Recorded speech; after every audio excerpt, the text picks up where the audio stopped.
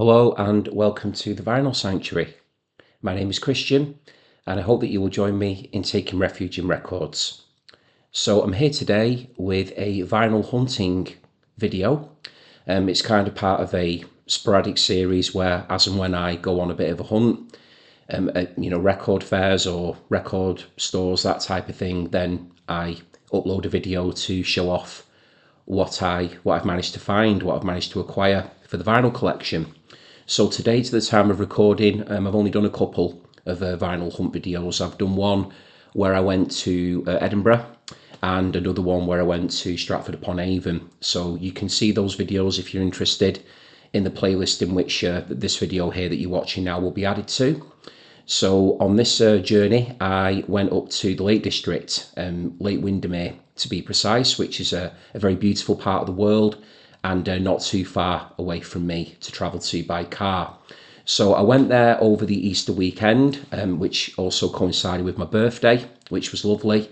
And my wife and I took a little bit of a road trip, just went up to Lake Windermere for the day to participate in, as a customer, in a record fair which was organised by Britannia Record Fairs. So it was the first event that I'd been to that Britannia had arranged, and I have to say that from the moment I arrived at the Marchesi Centre, which was the venue in Lake Windermere where the fair was being held, I was greeted with the most warmest of welcomes by a member of the Britannia team. I was shown to the two hall areas where the records had been set up. There was a number of different proprietors there who were all kind of clubbing together, if you will, coming together as part of the Britannia kind of umbrella to be there and to be selling their vinyl. So whilst they were all trading independently of each other, they did feel like there was a genuine camaraderie amongst the different traders that I happened to speak to. So there was loads of records there. It was a really great day. I was well behaved and stuck to a very particular budget that I had, and it was just a lovely way to pass a Saturday afternoon up in the Lake District. The sun was shining, so it was a lovely trip up there and a great trip coming back as well. Managed to do it in good time.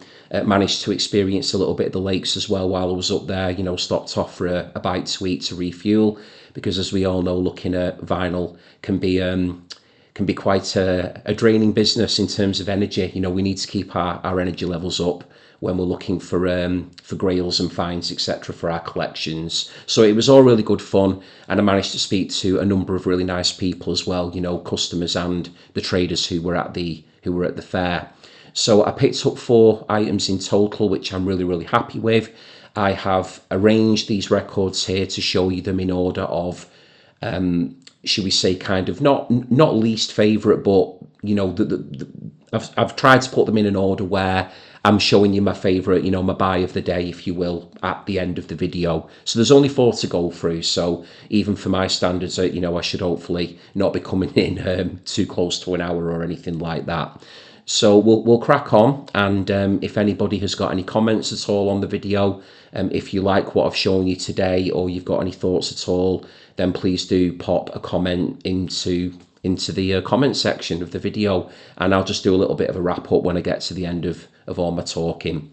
Okay, so the first album then that I picked up was a trader by the name of, he was called Steve, and the name of his record store, or sort of trading stall, if you will, while he was there, was the Vinyl Renaissance. So he was a lovely chap, was Steve. I ended up chatting to him for quite a while after I bought my record, and he was telling me all kinds of stories about gigs that he'd been to and what he was up to over the year ahead. So yeah, really top guy was Steve, and I was very happy to look at what records he had, and he had some totally brilliant stuff. I could have bought a few more from him, but I wanted to as I say, stick to my budget, and I wanted to try and get around and buy a record at least off each person who was there, or at least as many of them as I could.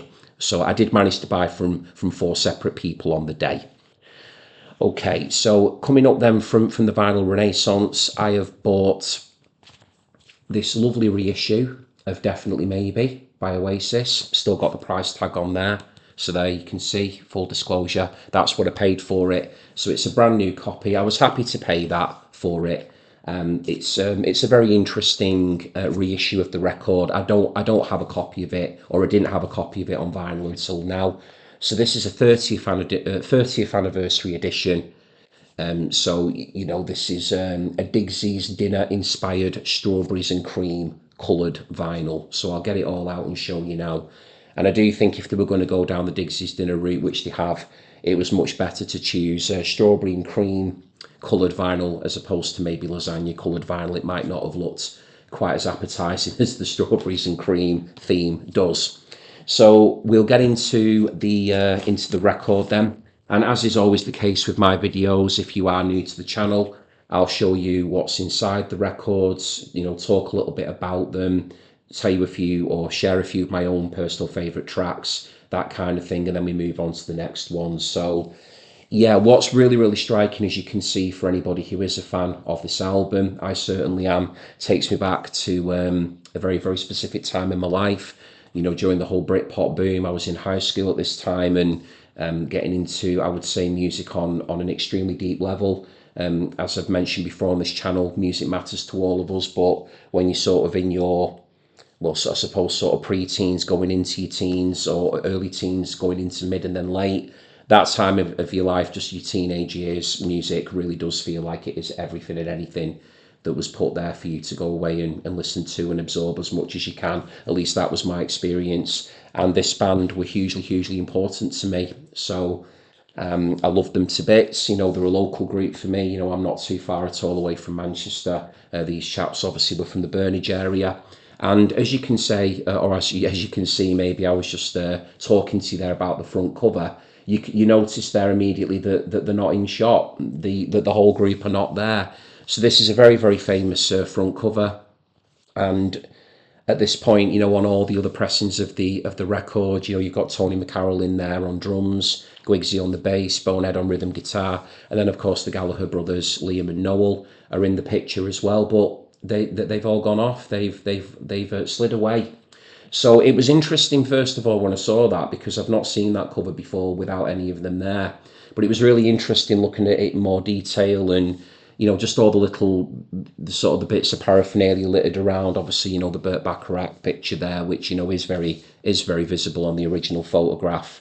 You know, the globe and, you know, the flamingo and stuff like that as well. So it was a strange one, that, just sort of looking at it and thinking, yeah, but it just looks so odd that that they're not there. And it did kind of, I don't know, it didn't put me off buying it because obviously I bought it, but it just sort of threw me for a loop.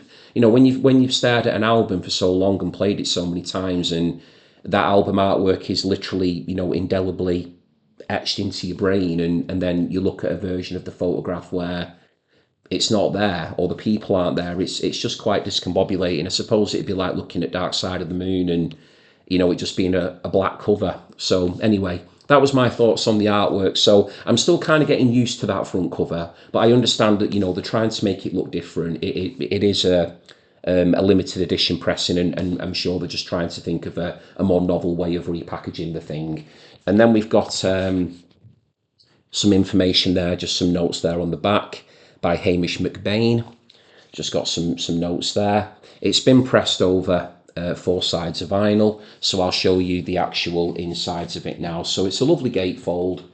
We've got all the you know, got some photographs coming up now, which are really, really lovely. So you can see there, it's like black and white there, just in case anybody's not seen this before.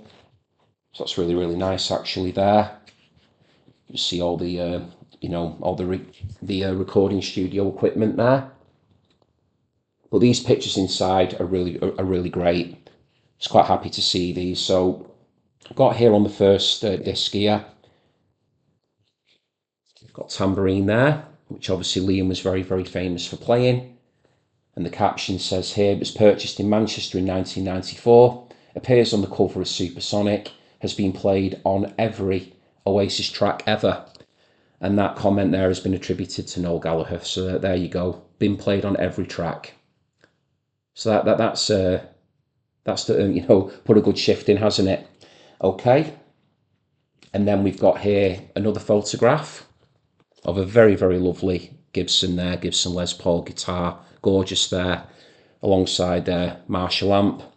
And this one here, again, it's Noel. This is the sound of Definitely Maybe. This capped up for extra emphasis, so clearly this guitar here being responsible for that great sound that we that some of us anyway know and love on Definitely Maybe. I know that there's a few people that tune in to me that are not the biggest of Oasis fans. That's more than fair enough. I totally respect that. I totally get that. But I am a big fan of the band, and I am really pleased to be showing this record off today. So I'll show you these inners first, and then we'll get into the actual records and favourite tracks. So you've got a tambourine and a guitar there. Then on the second disc here, we've got a photograph there. It's quite self-explanatory. King Tut's Wah Wah Hut. So the importance of King Tut's, for anyone who may not be aware of the history of Oasis, this is the original sign from King Tut's Wah Wah Hut in Glasgow, the venue at which Oasis were discovered by Alan McGee. So obviously Alan McGee being the founder of Creation Records. And this sign here was presented to Oasis for the 10th anniversary of the venue opening. So yeah, King Tut's in Glasgow is an absolutely integral part of the history of Oasis. That was where Alan McGee discovered them. Okay, and then on this side here, we've got a set list there, as you can see. And the caption here, this is a set list handwritten by Oasis's roadie Phil Smith from the Leeds Irish Centre gig on the 10th of August 1994. Wow, so back then I would have been 12 years old then.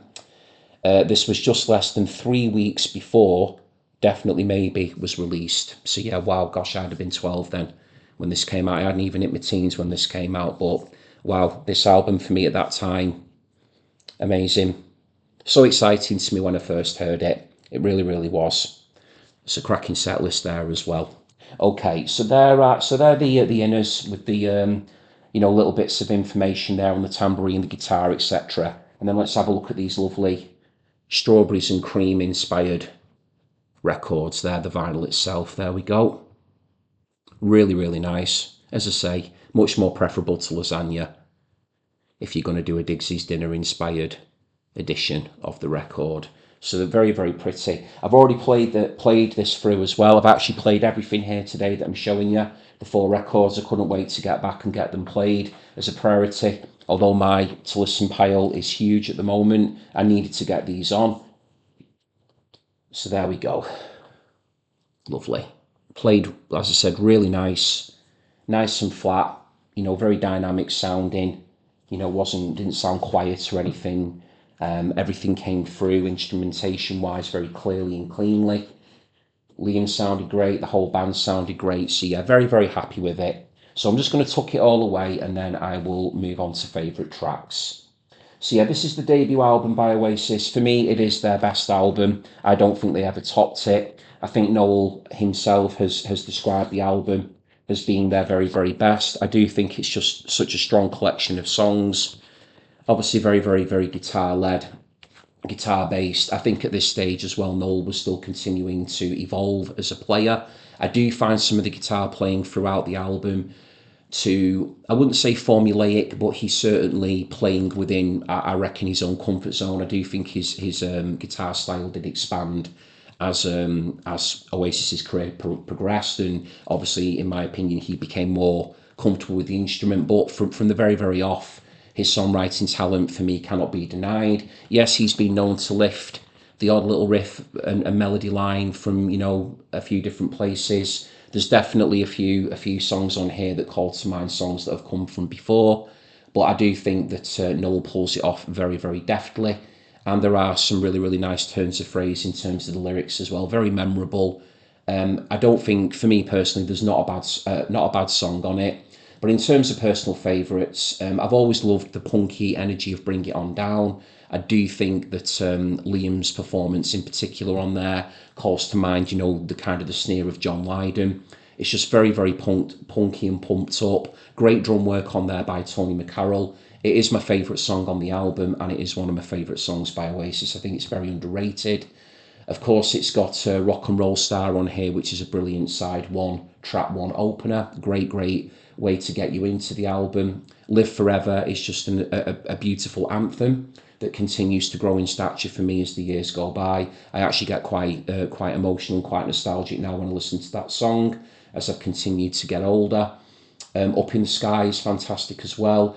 With this being the vinyl pressing as well of the record, we do get Sad Song on here, which is an acoustic number sung by Noel. That song was only ever available on vinyl pressings of Definitely Maybe. It wasn't included on the CD version.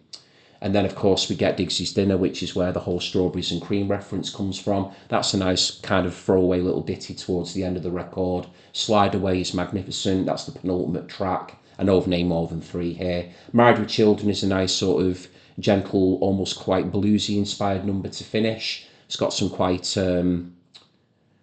quite humorous lyrics in there, but also quite emotive as well. But yeah, the whole thing from start to finish. I mean, Cigarettes and Alcohol, Supersonic, Shaker Maker, Columbia. They're all great songs. It is a great album, that, and I would recommend anybody to please do go away and listen to that one if you're getting into Britpop. You know, if you're maybe a bit younger than I am and you're sort of going back to your mid-90s music and you're wanting to sort of get into the stuff that I would say was integral from that period, then please do give Definitely Maybe by Oasis a listen. They're clearly back in vogue now at the moment with the upcoming tour.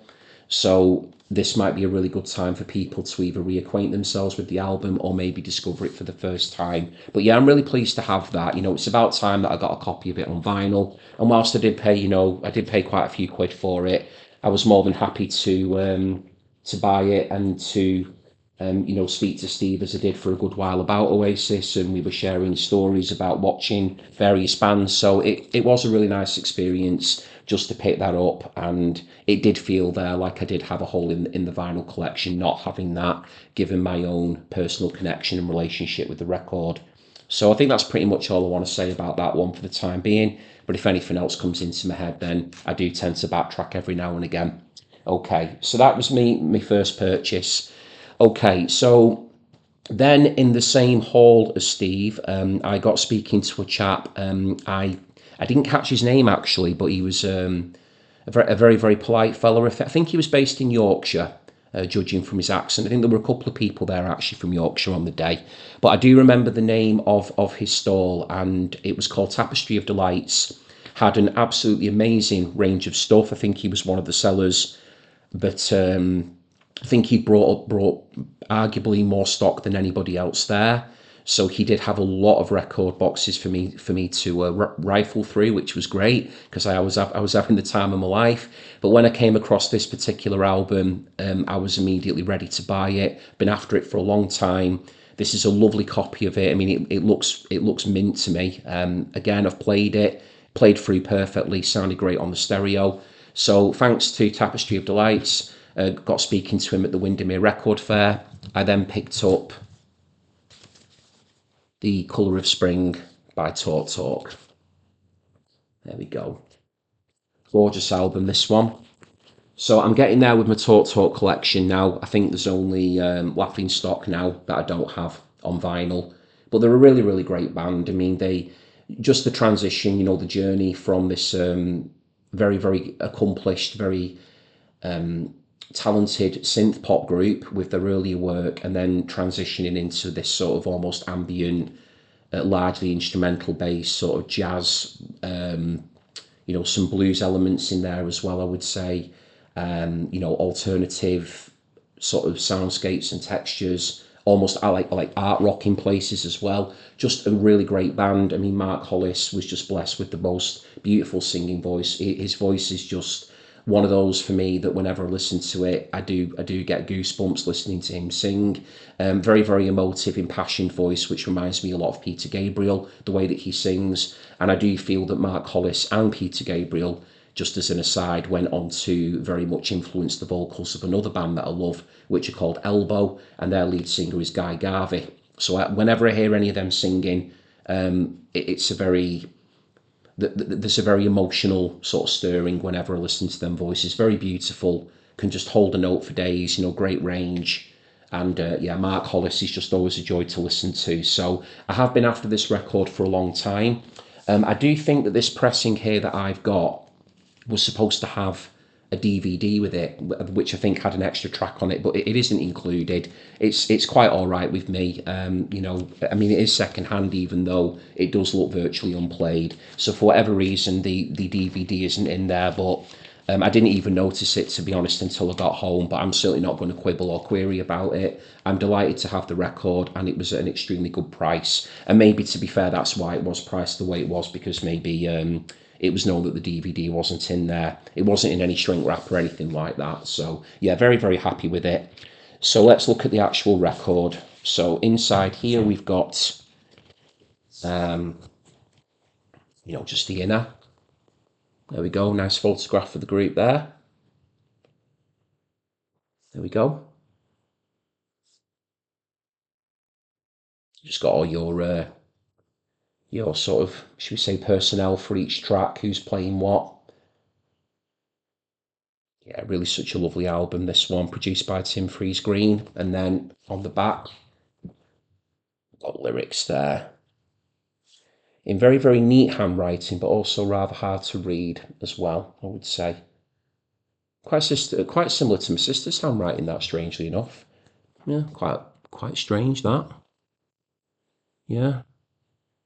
You got, maybe it's just my eyesight, but I'd have to really, really study those words to be able to decipher them. But very neat looking. I write terribly, to be honest. I haven't got great penmanship. Let's put it that way. Everything's spelt correctly and everything. My grammar, spelling, and punctuation's fine, but it's not pretty on the eye. Remember my English teacher at school mentioning that to my mum once at a parents' evening, that it was good to read, but it didn't look good. Something like that, anyway. Just came into my head, that.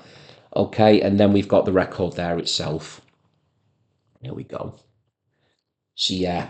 So what I would say about Colour of Spring then, as a record, in terms of my own opinion of it, is I feel it's very much almost like bridging the gap between the early years of Talks, the party's over and it's my life, and then almost bridging over into what would come later with Spirit of Eden and Laughing Stock. So what you've got here is, I would say the songs are still, dare I say, conventional, melodic. I mean, they were always melodic, Talk, but what I think I mean by that is that maybe these songs would be a little easier to digest on a more, should we say, mass scale than maybe an album like Spirit of Eden or Laughing Stock. I do think that there are songs here, certainly, Life's What You Make It, Living in Another World, which are just great singles, really good, strong pop hooks, but with enough experimentation in there to make them interesting. So yeah, I mean, Life's What You Make It is certainly my favourite song on the album. Just for anybody who's interested, Roland S. Howard, who very famously rose to prominence with The Birthday Party, along with Nick Cave. And then he was in, he did all kinds of projects. Roland S. Howard, brilliant guitar player. But he did a really good cover of Life's What You Make It on his album Pop Crimes, which is a superb album. I would highly recommend anybody checking out his cover of Life's What You Make It. And if you don't know this original version of it by Talk, then please do check it out as well. I also love April the 5th. That's a beautiful song on here. I do love the opener, Happiness is Easy. I love the drum part on it, the way that it just sort of kicks the song off. But I've never been too keen on the children's choir that appears on that song. It's one of them where I'm just not really sure if it kind of adds anything to the song. I mean, clearly it's been put in there for a reason. I'm certainly not going to argue with the artistic merits of a band such as Talk, but it's just my own opinion that I've never really been too much of a fan of that portion of the track. But all the songs on here are absolutely splendid. Give It Up, I would say, is probably even my second favourite on the album. Brilliant song.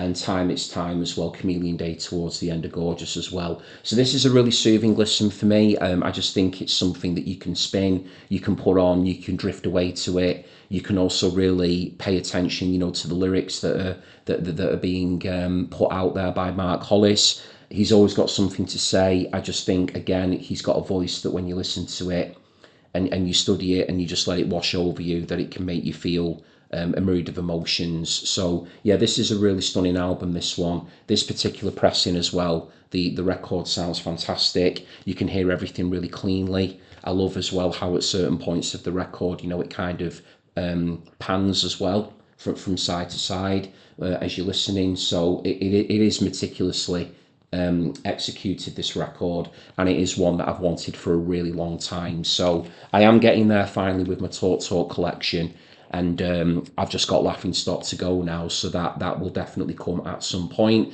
As and when I find it at the right price at the right time, I'll know when to go ahead and get it. But very pleased to have that now, and I'm sure I'll be listening to that again sooner rather than later. Okay, so we're already halfway through the records on this video, unbelievably, which for me is probably a bit of a record. So if you are still with me, I thank you. Thank you very much for being here. Really appreciate it. And just got a couple more to show, and then I'll do a bit of a wrap up. So okay, so this is my second favourite find of the day. It would have been my favourite, given that, well, apart from the fact that the one I'm showing at number one just put the hugest smile on my face, and it was a record that I was not expecting to find at the fair, so it did have to go to number one. But I think from more of a, should I say, an artistic point of view, and because it's a record here that I've been after for such a long time, it's kind of an unofficial number one, or a joint number one. Okay, so this one here was bought by a very friendly chap by the name of Greg Wilson. I think he asked me, because I was mentioning to him that I would be giving him a shout out on my channel. I think he said to call him Wilson's Music, I think, from memory. It's been a week ago now since I was up in the Lake District at the time of recording. So we'll go with Wilson's Music. But yeah, his name was Greg, and again, another brilliant stall. I've actually chosen, I think it was some of the records from a title card that I've used for this video were from Greg's stall, where you can see the display of King Crimson and the Lars and stuff, and the records underneath. That was some of the stuff that Greg had on sale for the day. But this one here, I've been after it for such a long time. Has got some sleeve damage to it, sadly, on the front, but that was reflected in the price. I was prepared to overlook that, really, because I just wanted to have a copy of the album. The record itself, Greg did say plays beautifully, which it does, so I'm delighted to bits with that aspect of it. And yeah, I'm happy to have it for what I paid. I thought it was very fair that Greg clearly took into account that it does have some sleeve damage. So coming up now for number two from my record fair vinyl hunt over in the Lake District, we've got Paris 1919 by John Cale, which was released in 1973. So this is a German pressing, and yeah, I am really, really pleased to have this one.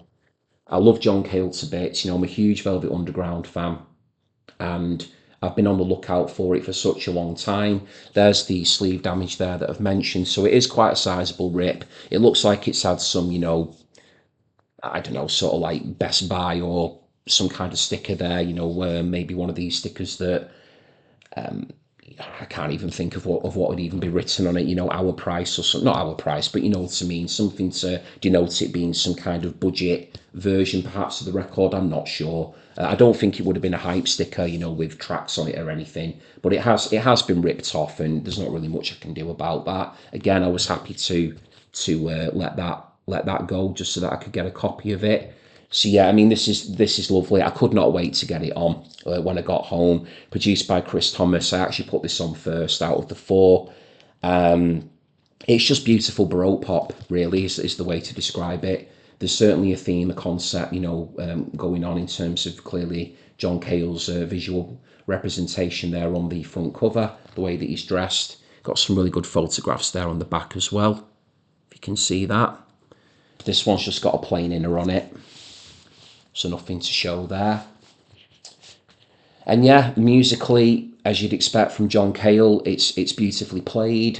His voice sounds wonderful on it. I'm still deciding whether or not is it my favourite John Cale album, solo album. There is another one very, very much in contention for that prize for me personally, which may or may not be making an appearance on a video sometime soon. So dropping a little bit of a spoiler there, because I have got a couple more birthday related videos to come that were not part of attending the record fair, but I'll mention that a little bit more at the end of the video here. So yeah, I love this album very much. It's a 5-star record for me. Love every track on it. It starts off beautifully with Child's Christmas in Wales, but my absolute favourite song, it might even be my favourite John Cale track, full stop, is Hanky Panky Know How, which is track number 2. Gorgeous, velvet sounding to me.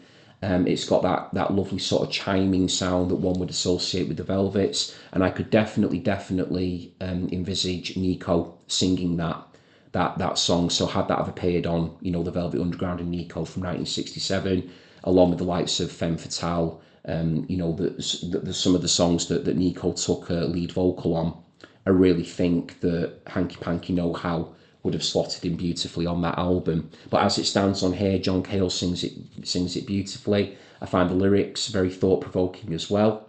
There's another very gentle, beautiful song on here called Andalusia, which is towards the end of side 1. And then things get rocked up a little bit just before we get into side 2 with the track Macbeth. Great song, that one.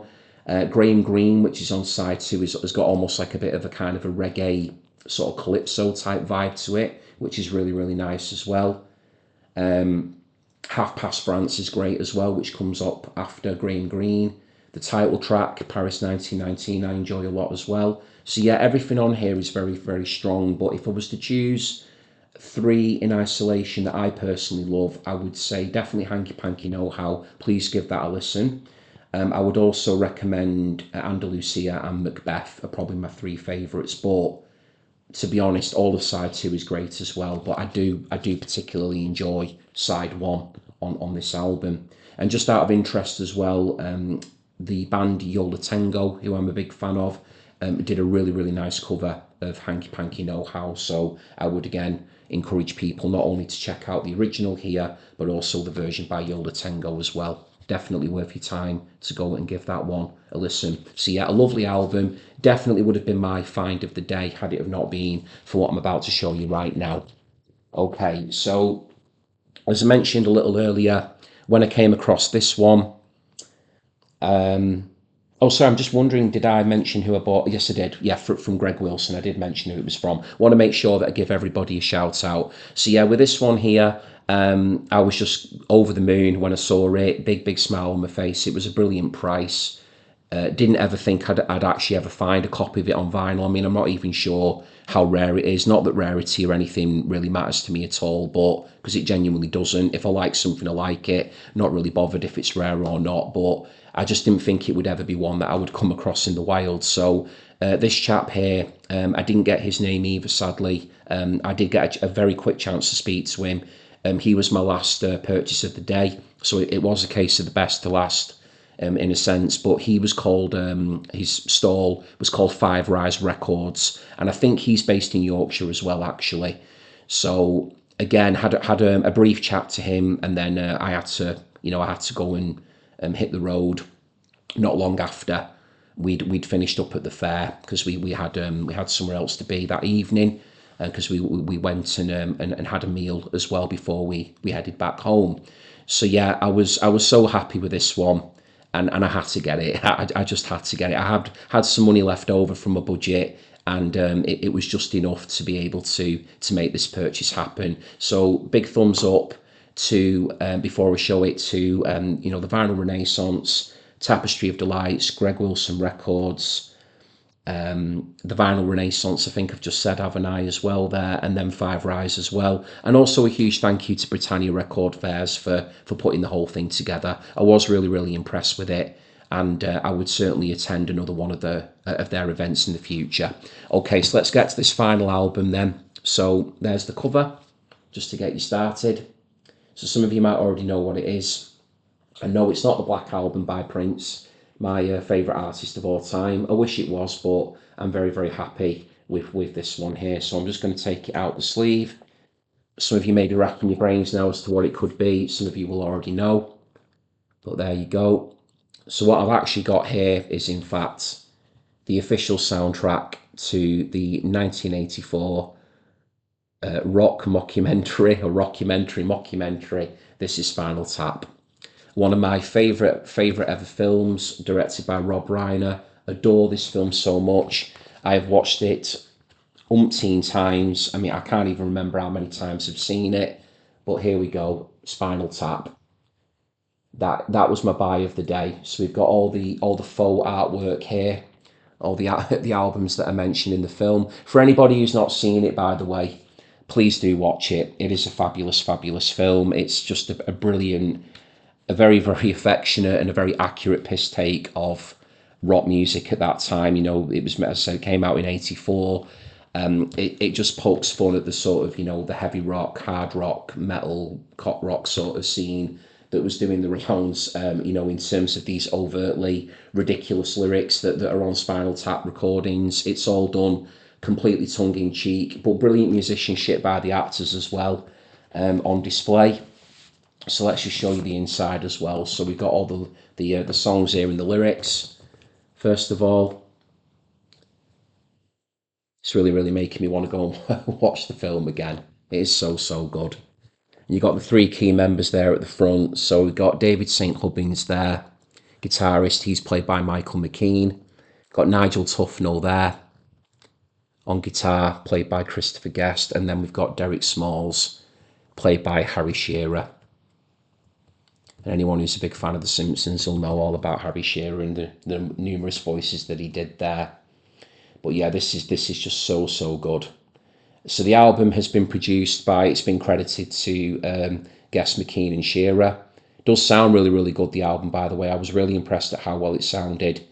All compositions written by Christopher Guest, Michael McKean, Harry Shearer and the aforementioned Rob Reiner. So yeah, I mean, this is just brilliant. So Guest has been credited with guitar, mandolin, vocals, McKean guitar and vocals, Harry Shearer bass and vocals, David Caff on keyboards, RJ Parnell on drums and percussion, and then Harlan Collins plays synth and is the arranger on Cups and Cakes, which is a very pretty, quintessentially English little ditty that's on there. It doesn't get much screen time or air time, should we say, Cups and Cakes on the film. You have to really listen out hard to hear the snippet of Cups and Cakes. It is in there. There is a song on here actually that doesn't feature in the film at all, which is America. I don't even think it gets mentioned in passing actually, but that was great to listen to that on here. But it's got all the classic Spinal Tap stuff on here. Got Hellhole, Tonight I'm Gonna Rock You Tonight, Heavy Duty, Rock and Roll Creation. And then I've just mentioned Cups and Cakes, and we've got Big Bottom, just ridiculous. Just a completely over the top, as I say, piss take of that type of music and the lyrical themes of those sorts of bands, but very, very accurate as well in many respects. Sex Farm really, really does rock. It does. We got Stonehenge on there, which sees Tap taking on prog and doing it very, very effectively with a beautiful little mandolin part towards the end. Stonehenge, where the Banshees live, and they do live well. Stonehenge, where a man is a man, and the children dance to the pipes of Pam. We've got Give Me Some Money on there as well towards the end, which is just this brilliant sort of garage rock 60s Beatles inspired number. That's a track on the film where Spinal Tap are talking about their earlier days. And then to finish, we get the absolutely sublime Listen to the Flower People. Such a great song. Again, it's a homage, a parody of the whole Summer of Love hippie movement, very West Coast sounding. Quite Birdsian, lots of harmonies on there, very pretty. Listen to what the Flower People say. You get a lot of shushing throughout that song as well. Even breaks into a little bit of a Mozart riff on there as well at one point. Just beautifully done, very, very clever. A superb film and a truly superb soundtrack. So that had to be my favourite buy of the day, just because it completely took me by surprise. I would never have expected to have found it. So when I did, I had to buy it. I had to take it home. So brilliant speaking to Five Rise Records as well about Spinal Tap. I think he could tell as soon as I picked it up out of the crate that I was going to buy it. He did ask me if I was a fan, which indeed I am. And I'm really looking forward to the new film coming out as well later this year. So it seemed quite timely to be picking it up this year with the film, about to drop. Well, say about to, but later in the year. I'm just looking at some of the album artwork there again as well for anyone who's not seen it. There we go. Other Spinal Tap albums you may have missed, yeah. Got the very famous Shark Sandwich on there, which has got one of the most iconic two-word reviews in history. They've got Brain Hammer, and you can just see like from the artwork, the whole thing. I mean, it's a very affectionate send up of that kind of scene. You know, there were rumours, for instance, I think that the Nigel Tufnell character had been based on Jeff Beck, and you know, there's like a scene in the film. Although I don't want to give it away for people that haven't watched it, but there is like one part in the film where Nigel Tufnell is using an actual violin to play his guitar strings rather than a violin bow, which, you know, is a nod to Led Zeppelin and Jimmy Page's, should we say, penchant every now and again for getting a violin bow out and using it to play his guitar. So when you take it in the humour and the spirit in which it's intended, it truly is one of the most entertaining and enjoyable films for me ever made. I haven't watched it for a while, but it's just one of them films where I can call to mind, you know, so many lines and memorable scenes, etc. So yeah, I mean, the soundtrack for this is Spinal Tap. I'm not going to explain to anyone why this cover is black, for anyone who again hasn't watched it, because that is all explained in the film. Okay, so yeah, I really enjoyed showing that one off. I have been looking forward to showing that album off in particular. I mean, I'm delighted with everything that I picked up at the record fair, but to have This is Spinal Tap in my collection, given that I don't really even have many soundtracks, it just really did make me happy. And I know that a lot of my friends will be made up for me as well, that I've been able to find that. So that's me done and dusted then for this video. I know we only had 4 albums to talk about today, but I've probably still managed to give a load of information and go on for a good while. But I just love sharing my passion for music and having a good old natter. It feels like I'm just sort of, you know, sitting around the table with people when I make these videos and just have a good old chat about what I'm thinking and feeling about anything that I'm showing. So this is my time and opportunity just to, you know, say thank you very much for being here. I really, really do appreciate it. If you are new to the Vinyl Sanctuary, then thank you for stopping by. If you like the video that I've recorded today, then please do consider putting a thumbs up on the video. I'd really appreciate it if you did.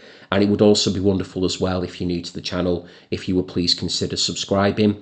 That would mean the world to me if you did. And if you choose to do that, then please do remember to click the notification bell, and that'll keep you up to date with all future videos that I've got landing. So just to give you a bit of an overview of what's coming next. So I have got 2 more videos in the pipeline, which will be albums that I'll be showing off that I did get for over or part of my birthday. I've mentioned it on the channel before, but I'm very fortunate to have a large family, and I have had a number of albums gifted to me, and you know, I got birthday money, and even one of my clients very kindly as well gave me some money towards my vinyl collection. So feeling very, very blessed and very, very, very lucky indeed as regards how my birthday played out, and just celebrating it was a wonderful thing to do with friends and family. So in the 2 videos, I've split the batches up into 2 batches of 9. So there'll be one video where I'll be showing 9 records off that I got for my birthday, and then there'll be another part to follow where there'll be another 9. So when you throw these 4 records at the fair in as well, I ended up with 22 albums for my birthday, which I'm just, again, totally over the moon about. Feeling very lucky, very, very privileged, and very, very honoured and flattered that I got so many people you know, supporting me over my birthday and helping me to grow my vinyl collection. Obviously, people, all my nearest and dearest, know about this channel and support it, and you know, they're really helping me to continue to grow my collection and to buy records which they know I'll have a great interest in. So yeah, really looking forward to recording them videos. Once they're done, I'll then be returning to the final part of my All My Colours series. So for anyone who has been enjoying that series, please don't think I've forgotten about it. I most certainly haven't. I've just taken a brief break from it just to cover records off that were acquired as part of my birthday. So thank you very much, everybody, for being here. I really do appreciate your time. That was a lot of fun. Big thumbs up again to Britannia Record Fairs for putting on such a brilliant day up in the Lake District. I'll certainly be looking out for future events of theirs. And to everybody watching, look after yourselves, and until next time, bye for now.